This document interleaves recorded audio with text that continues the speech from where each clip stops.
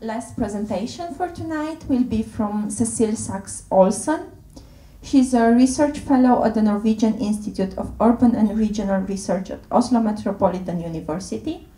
Her award-winning work revolves around developing creative methods for urban research and exploring how artistic practice can be used as a framework to analyze and reimagine urban space and politics.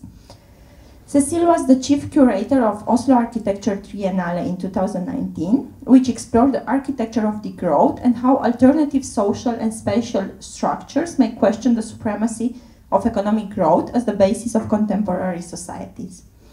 She is also the co-founder of the urban performance collective Zurbs and the artist duo Sach Westerdahl.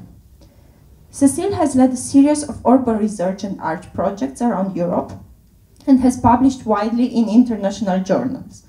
Recently, she was awarded the Taylor and Francis Prize for Outstanding Monograph in the Social Sciences for her book Socially Engaged Art and the Neoliberal City. Thank you, Cecilie, for being today with us.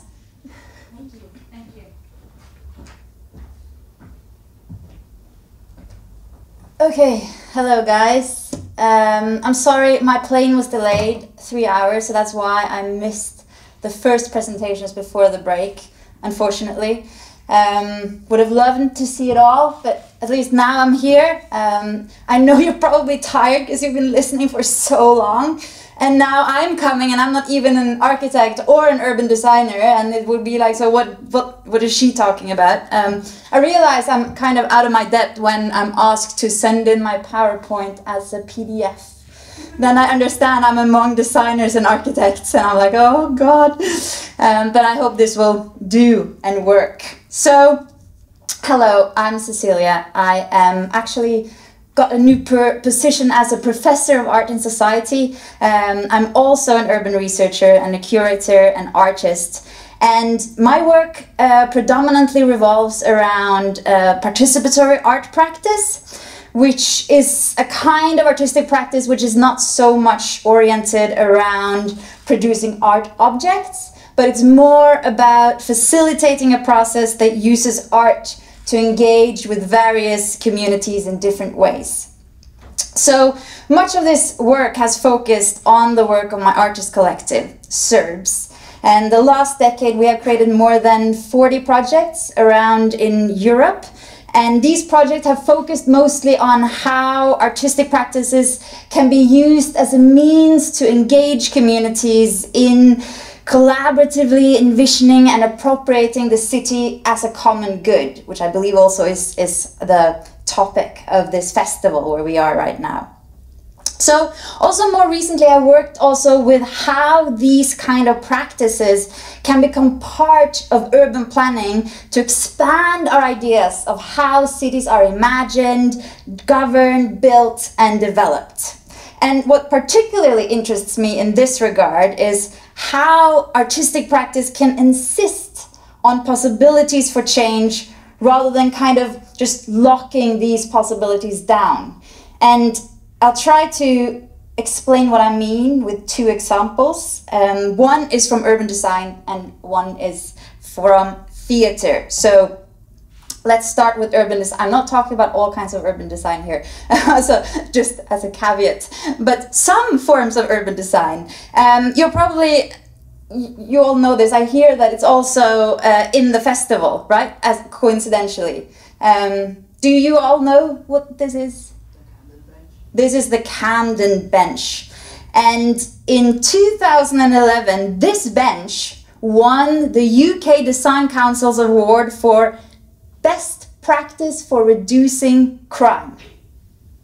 The bench, I'm talking about the bench here, in London. And it was celebrating for having so-called alternative uses designed out of it and thereby resisting criminal and anti-social behavior. So, for example, it is designed to deter rough sleeping by having these kind of ridged and sloped surfaces. And it also actually attempts to eschew drug dealing because it doesn't have any crevices in which you can put the drugs. Yep. Also, it is coated with anti-graffiti paint, so you can't tag on it.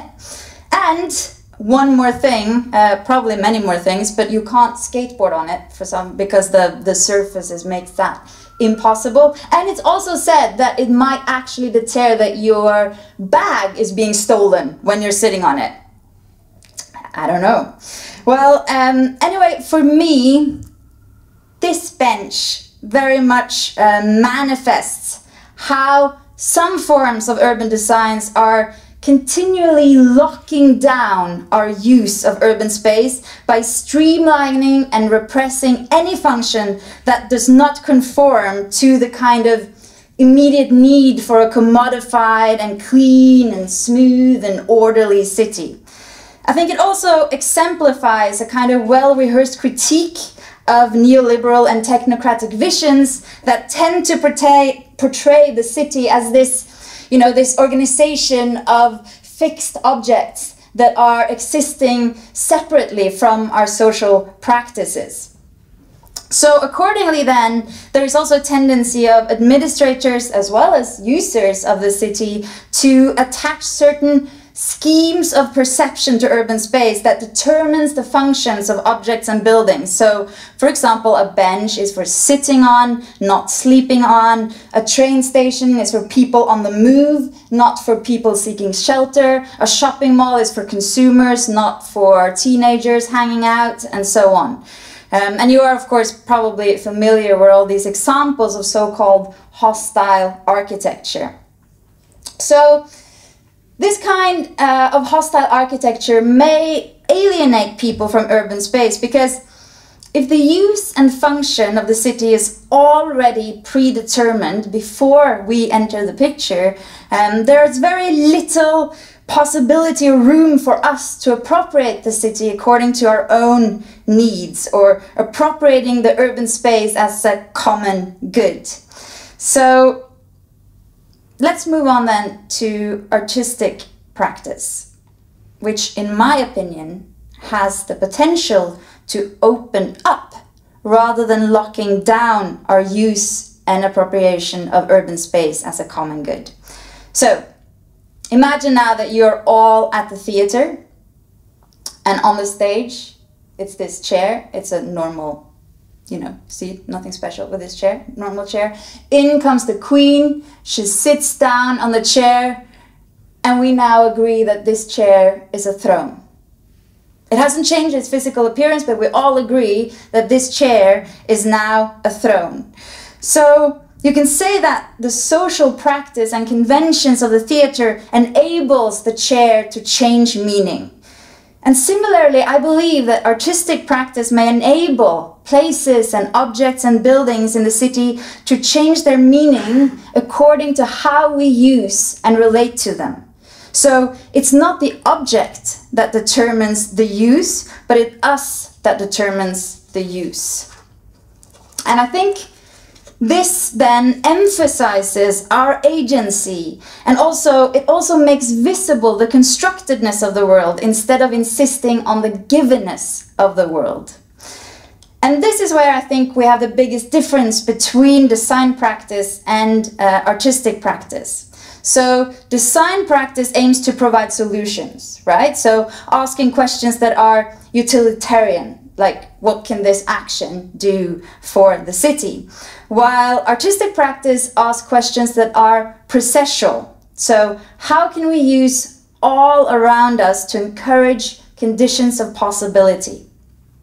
And I'm not necessarily creating a hierarchy between these two. Of course, we also need solutions for what we can do in the city, but we also need to expand our horizons about what we can do in the city. And this is where I think artistic practice play a really important role. So, for example, in one of my projects, a Serbs project, which was called Montopia. So here the residents in the city built a model of Montopia, which was the Monte of their dreams and desires. And this model consisted of buildings and parks and transport infrastructures, which was all made out of objects that the participants found in the city.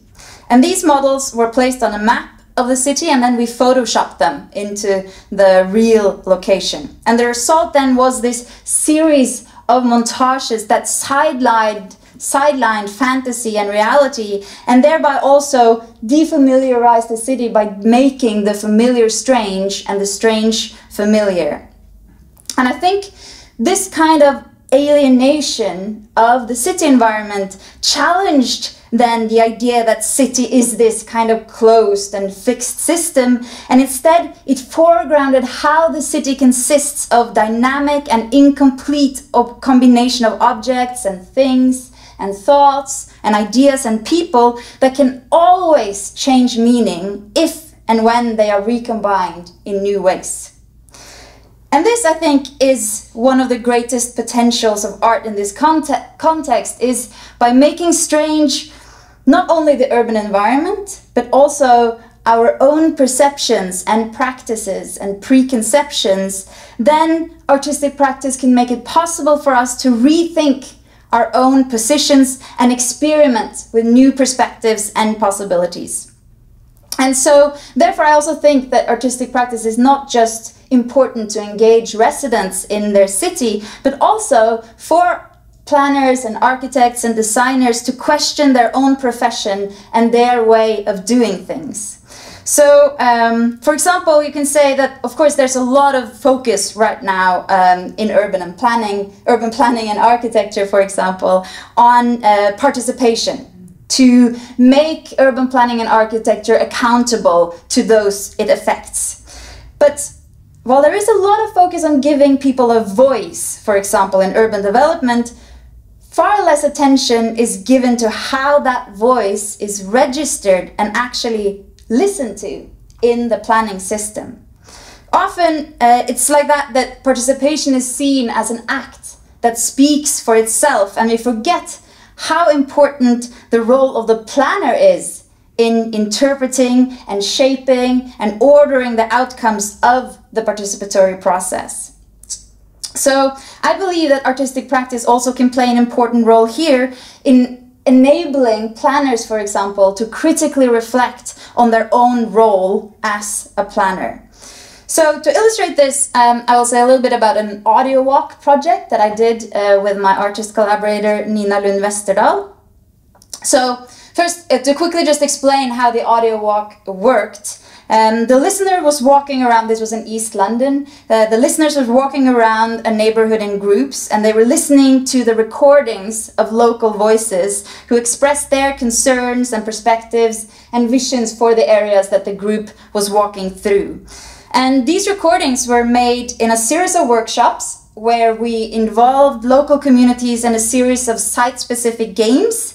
And these games were designed to stimulate conversation about the surrounding areas. So these groups were walking around with audio recorders, and they were recording the conversations that these games were facilitating, as well as also the sounds that they were encountering on their way around the neighborhood.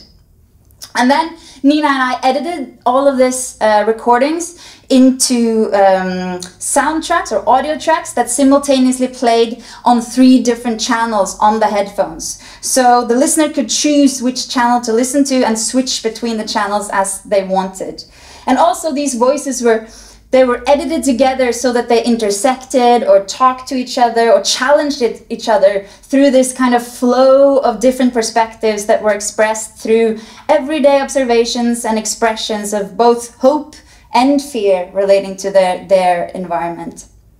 So I think this kind of, it's important to say, I think this kind of audio walk is quite different from the kind of audio walk which is used in commercial or touristic games. So in more commercial audio walks, the audio walk is like an instrument of navigation that gives us place ready-made, you know, through the singular narrative that tends to, or risks to flatten the complexity and particularity that characterizes the more lived experiences of places. So we tried to resist this format and rather conceptualize the audio walk as effective ways of making. So not merely representing a place, but also making a place. So while on the audio walk then, the listeners had to do this constant work of relating what they heard to what it was that they were experienced while they were walking. And several listeners noted how the place, of course, influenced the way in which they were listening, and how listening made them look more intensely on their surroundings, seeing things that they hadn't necessarily noticed before. So, for example, one listener said that the audio walk made him feel more local and that he could better see the struggles that the residents had to cope with. And another listener pointed out that the different channels in the audio walk made her aware of how she listens and what kinds of voices she likes to listen to. So she was a planner. And she said that she noticed that she likes to listen to energetic voices more, and that she had a tendency to switch channel if the voice was too slow or too low, for example. So the audio walk then made the listeners aware of their own assumptions and modes of perception. And another listener was exclaiming after the walk, saying like, I had this picture of who I was listening to, and suddenly this person starts talking about her experience of racism, and I realized that I had just taken for granted that she was white. So, of course, the audio walk did not try to kind of fix this normative interpretation and judgment, because it can't really do that, but rather to make this mediated nature of listening apparent as something which is involved in all kinds of encounters. And I like Lisbeth Lipari, who talks about how listening can be seen as this ethics of attunement that demands us to critically examine the ethics of our hospitality towards others. So I think that artistic practice may foster this form of ethics by fostering what there's a cultural theorist called Yves Citon. He talks about a form of attention which is centered around immersion rather than projection. So to explain what that means, I can say, so projection is a kind of sensitivity that we possess. So we filter stimuli through a number of criteria that we tend to project to the world around us. So, you know, our attention or identity is defined by what we are sensitive or insensitive to. So certain smells we don't like, or certain colors we like, or certain patterns we like, and so on. So what projection does is that it enables us to navigate and feel at ease in the places that we are, because it allows us to attend to the same things wherever it is that we are. But of course, the extreme version of projection then is a form of colonization in which all local features are deleted in order to impose our own standards onto them. So you can think about, I think, for example, the computer-generated images that are often used to advertise for the sales and investment opportunity for a specific urban development. So what these images do is that they tend to transform the built environment into these sleek, promotional images that treats urban space as a terrain that is empty, as if it is just kind of like a blank slate, which is ripe for colonization by those who can afford it. You know, there are only rich people, or at least middle-class people that you see in this picture. So in contrast to this idea of projection then, immersion is not about recognizing familiar things in all the environments that we come across, but rather it's about diving into immersive worlds in which that are experienced as being alien to us. So Citon compares this to, if you think about being a traveler and you come to a city which you don't know, and you don't know the habits or the language in this city. So you have to find your way on your own. And since you're not the master of the environment, your attention is kind of multi-directional, because it's very open-minded, because dangers can come from any place at the same time. So the attention is very intense, but it's also wide and unfocused. So you can say that immersion then is this kind of looking that feels its way around a place, rather than fixing this place with a more distanced look. So rather than projecting our visions onto a place, immersion opens up to new experiences that might challenge our pre-existing forms of knowledge and perhaps also a kind of oversimplified worldview. So I think challenging our habits and worldview are so important for urban planning and architecture today, specifically, of course, if we think about the complex social and environmental crisis that we are facing. And what immersion can do here, I think, is to help us broaden the scope of solutions to these crises by helping us inhabiting the problem rather than kind of standing outside and objectifying it. So, for example, I think if we think about, we cannot not talk about the climate crisis, I think. And if we think about that, or the environmental crisis that we are facing, it's a tendency, I think, for city governments to focus on adaptation rather than transformation. So that is, the focus is on how a certain target or goal or solution can be reached by adjusting and thereby also maintaining existing systems and practices rather than transforming them. So the challenge, I think, with this approach is that it often leads to a search for technocratic solutions to pre-framed problems instead of broadening our action through a kind of more genuine exploration of alternatives and different ways of doing things on. So in 2019, we had observed this, and that's when we curated the Oslo Architecture Triennale. So it was me, Matthew Duell, Smith Mordak, and Phineas Harper. And our aim with the Triennale was exactly this, to try to broaden our scope of action by exploring these genuine alternatives for urban change. So we introduced this idea of the architecture of degrowth. And I'm not sure how familiar you are with degrowth, but very short, you can say that it is a call to reject society's obsession with economic growth and explore how we build our cities if social and ecological flourishing mattered more than the growth of the economy. And artistic practice was here used to explore what would an architecture of degrowth be like.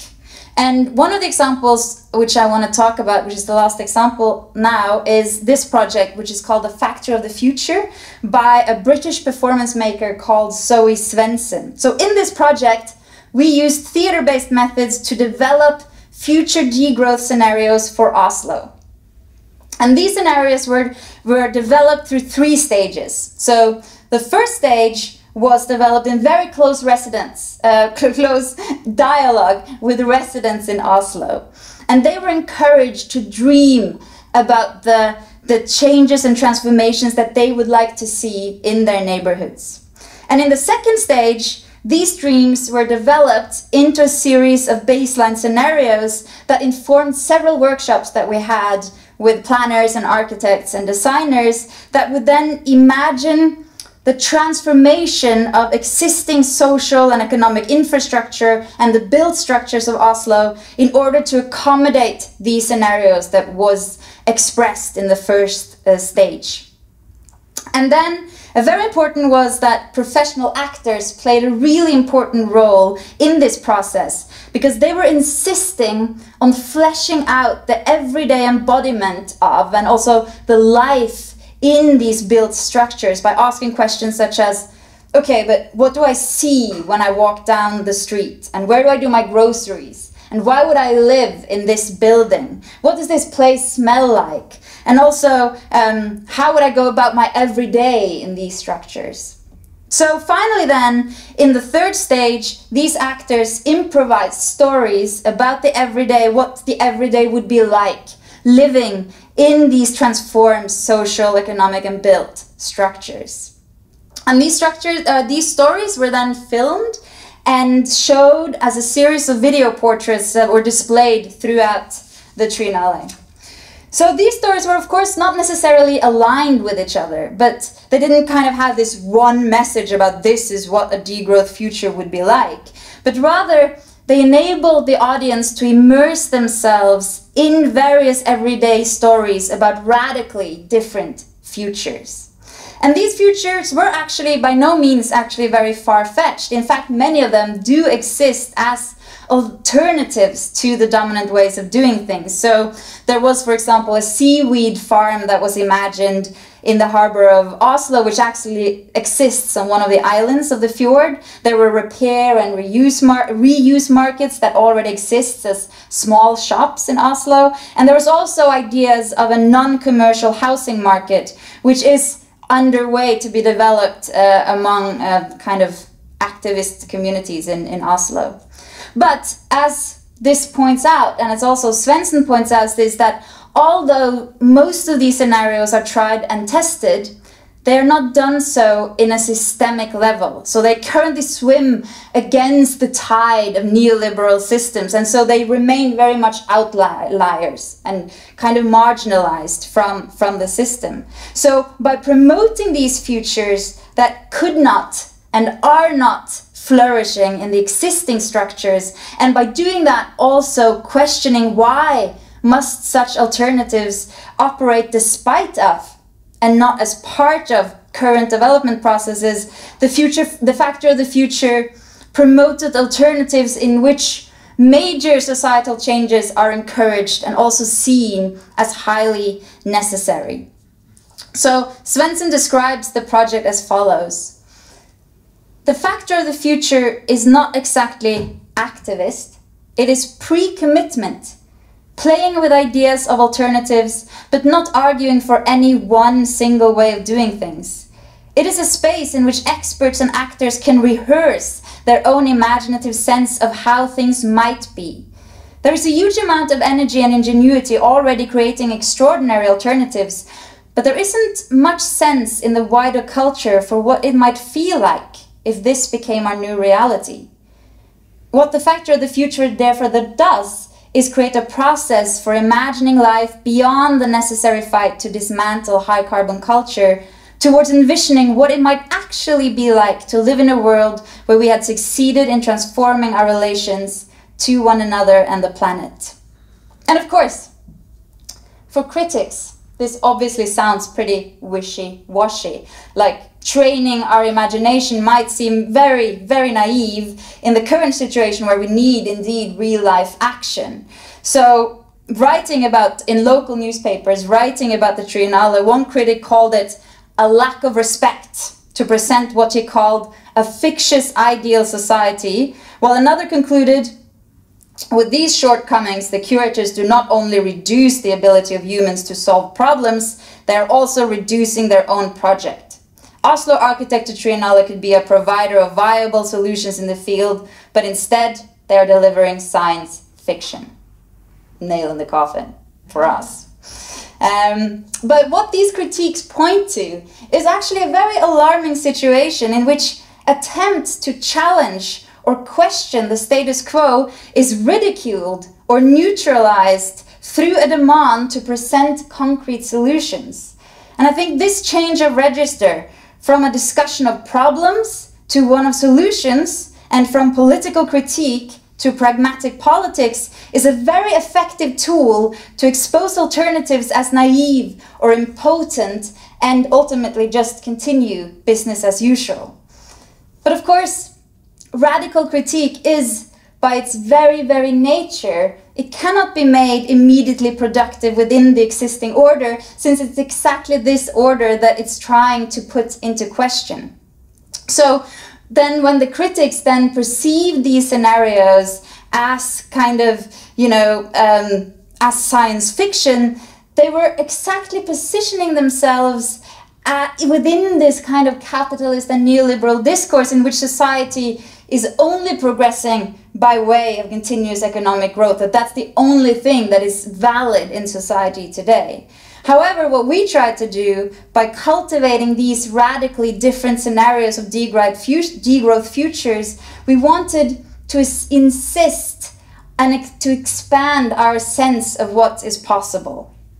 And so, by then insisting then on the possibilities of organizing society in which the common good is not oriented around economic growth, but around the well-being of people and the planet, then we're insisting on possibilities for change. And I think it's pretty sad if this idea of the common good is seen as a science fiction. and not as something which is really important for how we live together today. So I think here it's important to end to say that I think it's important not to see imagination and reality as opposite each other, but rather to look at how they inform each other.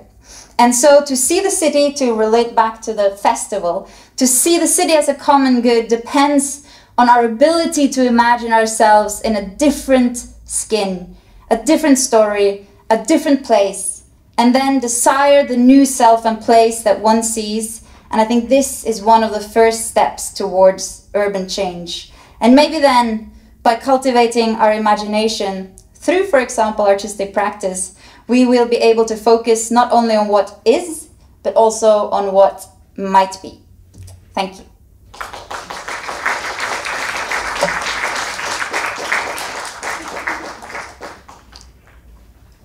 Thank you so much, Cecilie. If you have any questions.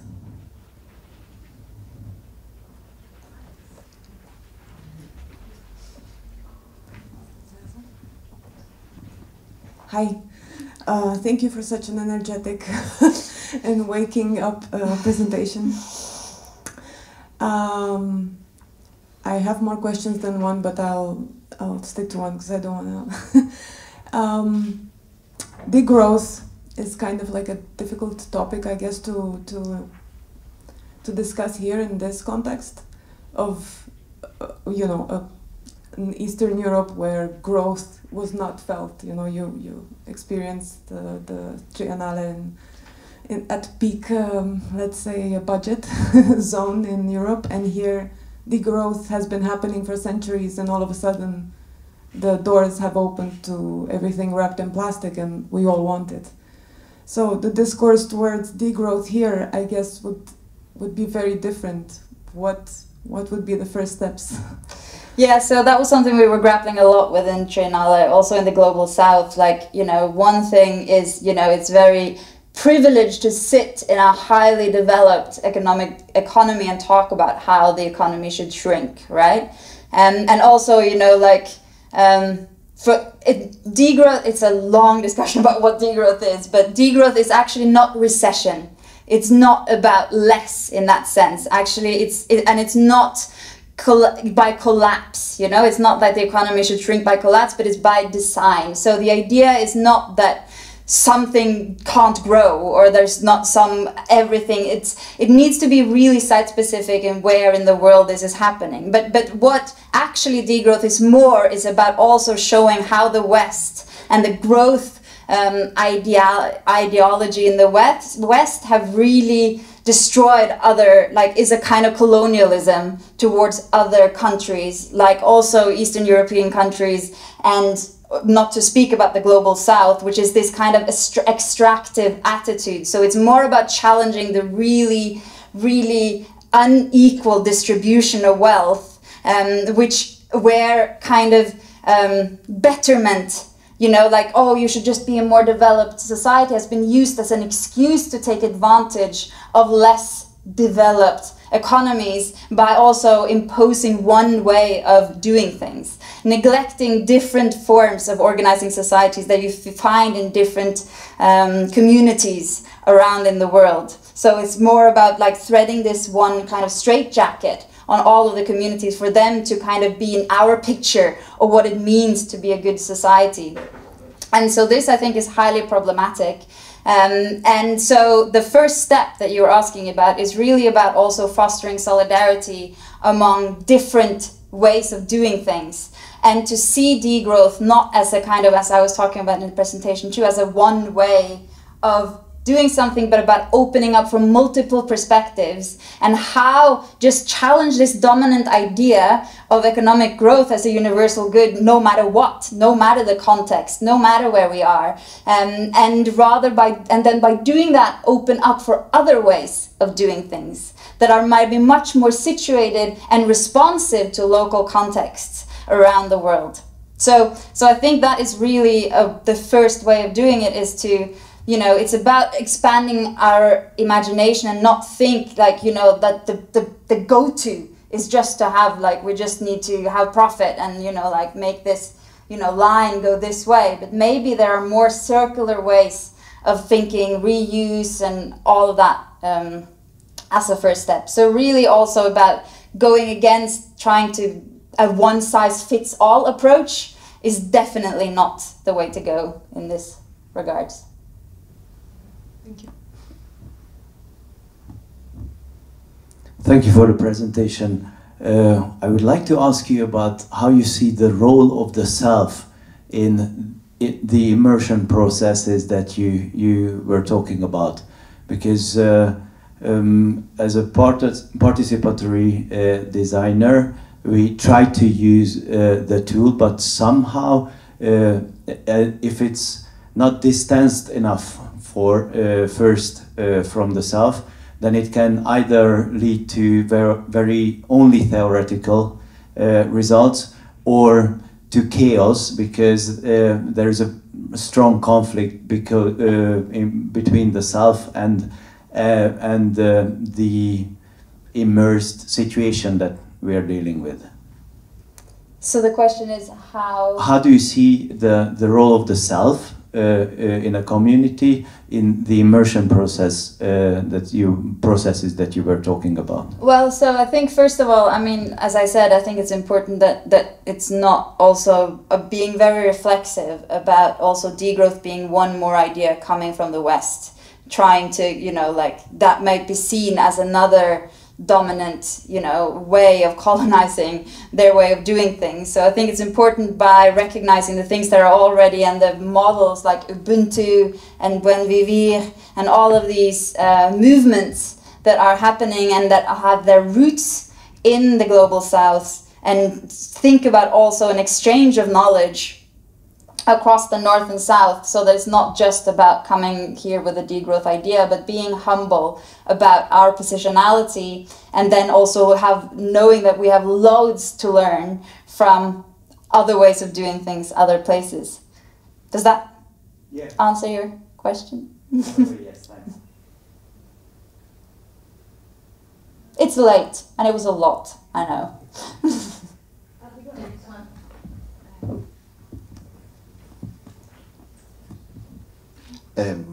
Thank you for your presentation, and I'm especially interested in this participatory research because I guess it has two parts. One is the research and the participation itself, and another part has to deal with maybe taking this science fiction comment as a positive thing, as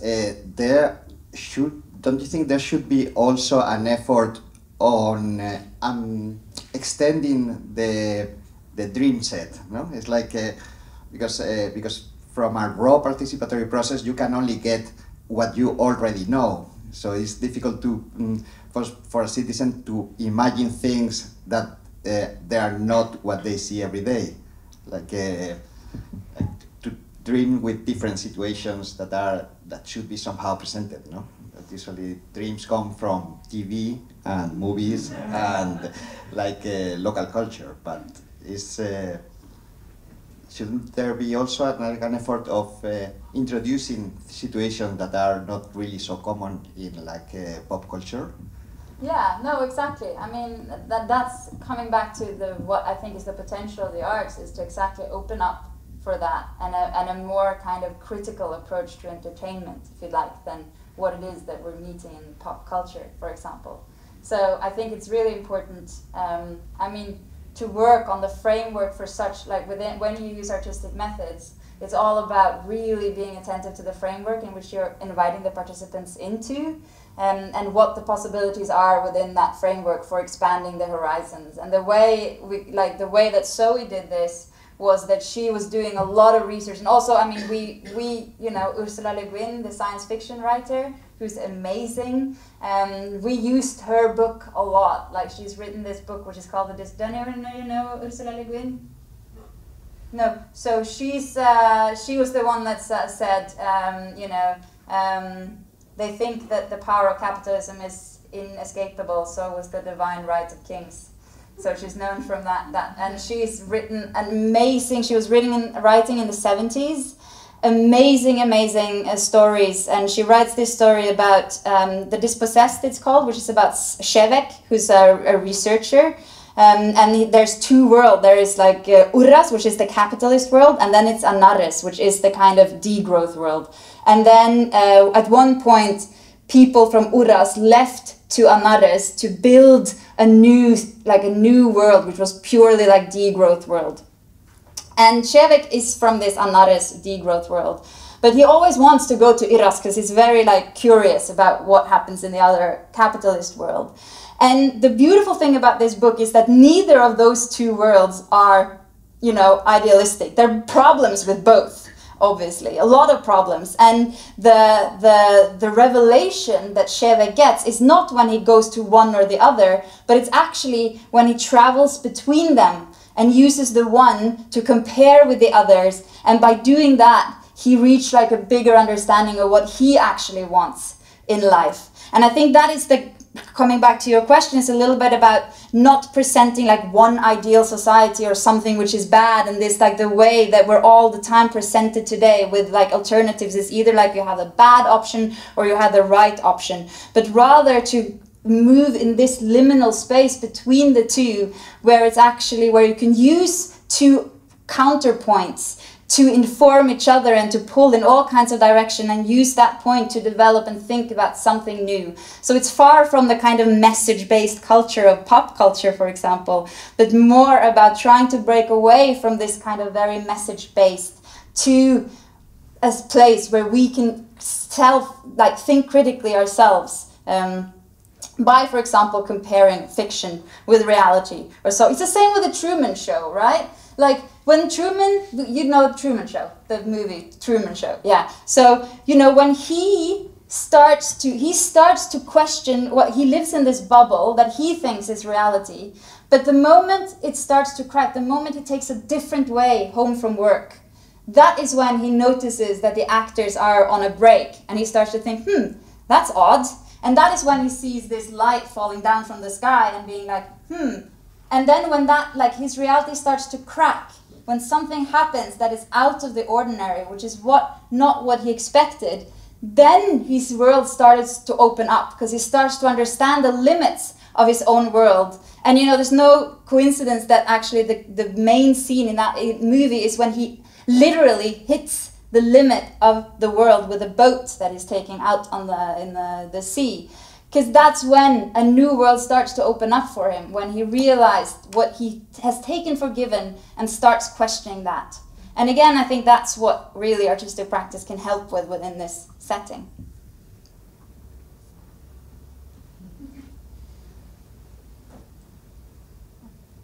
Thank you so much, Cecilie.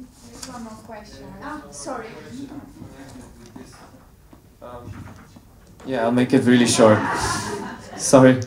But the thing is that arts is something that, I don't know, maybe in the majority of the culture is for a limited amount of people. So how do you take this message in a culture of ego and wanting and all that is very, very common in the majority of people, and how do you shift this perception in the majority, because the majority moves together with the minorities? Yeah, and that's really hard. Yeah. But I think what was really interesting with the Triennale was like, people were saying, oh, so how many people came to your exhibition? Like, did you count? And we were like, but actually we were not demanding people to come to a very exclusive space of the exhibition, which was, so a lot of the people and communities we were working with, local communities out in the city, there was a real boundary for them to come, for example, to the National Museum or the Design, house, so we were out there where they were and really making sure to meet people on their arenas where they felt safe and arenas that they were kind of used to being. So we were in community centers talking to people, in shops, like the local gymnastics hall and so on, to really make sure and try to break this kind of also boundaries and think also the elite culture kind of, to break that down by being other places, which is where you don't normally encounter art, for example. So be there in order to make it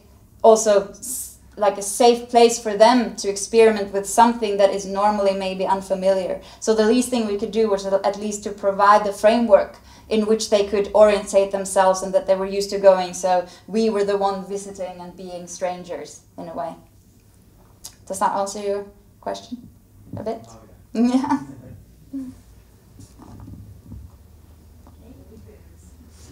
Are there any more questions?